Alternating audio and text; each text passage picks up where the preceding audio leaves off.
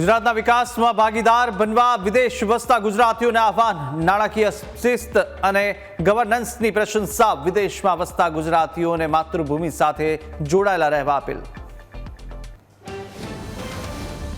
શ્રાવણમાં ભેળસેળીઓ સામે આરોગ્ય વિભાગની કડક કાર્યવાહી. પૂજા ઘી અને નકલી ડેરી પ્રોડક્ટ્સથી સાવધાન. આરોગ્ય મંત્રી પ્રફુલ પાનસરિયાની નાગરિકોને અપીલ. કામરેજ સુગરની ચૂંટણીમાં મતદાન શરૂ. 35,000થી વધુ સભાસદો કરશે મતદાન. 18 ઝોનમાં ચૂંટણી, 4 બેઠકો બિનહરીફ. 21 ઓગસ્ટે જાહેર થશે પરિણામ. ચૂંટણીમાં દેખાયો સંકલનનો અભાવ.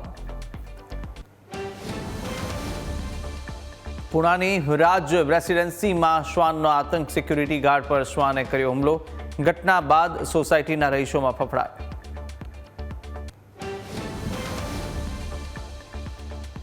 ભાવનગરના લઠ્ઠાકાંડ બાદ પણ રાજકોટમાં દારૂનું ખુલ્લેઆમ વેચાણ. દેશી દારૂના ખુલ્લેઆમ વેચાણ અને સેવનનો વિડીયો વાયરલ થતા ડીસીપીની સૂચનાથી મોડી રાત્રે પાડવામાં આવ્યો દરોડો.